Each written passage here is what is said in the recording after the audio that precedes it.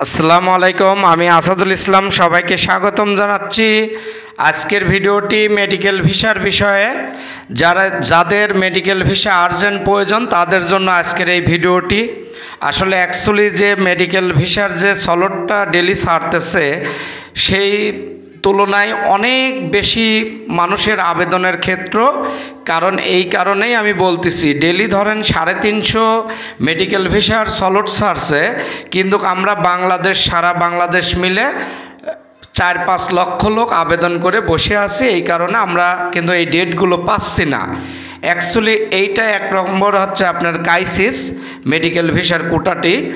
আর 2 নম্বর হচ্ছে, দেখেন যাদের কাছে আপনারা অনলাইন করার জন্যই মাসের পর মাস ফাইল এবং কাগজপাতি পাসপোর্ট ফেলায় রাখছেন, যে আপনি আশায় আছেন যে আমার ডেটটা হয়ে যাবে ভাই, আমি কবে জমা দেব। দেখেন তাদের ভিতরে কিন্তু সবাই না, কিছু দোকানদার আছে, কিছু ট্রাভেল এজেন্সি আছে, দেখা যাচ্ছে যে আপনার 50 জনের বই নেছে, সে কিন্তু একজনের সঙ্গে অলরেডি 50 জনের ভিতরে একজনের সঙ্গে কন্ট্যাক্ট করছে, হ্যাঁ আপনার ডেটটা আমি করে দেবো, আপনি আমাকে 5,000 অথবা 10,000 টাকা দেবেন, তাহলে পরে আপনাকে আমি ডেট নিয়ে যাব। হ্যাঁ, তারাও আসলে অ্যাকচুয়ালি দিন-রাত 24 ঘন্টা খাইটিয়ে সাইটে দেখা যাচ্ছে যে একটা ডেট এক সপ্তাহে একজন মিলাইতে পারতেছে। এই কারণে তারা এই ডেটটা এই অনুযায়ী এই চার্জটা নিচ্ছে তারা। এই কারণে একটা ক্রাইসিস, সঠিকভাবে আপনারা পাচ্ছেন না। আর তাদেরও 4-5 মাস ব্যবসা নাই, তাদের অবস্থাও 12:30 বাজে গেছে।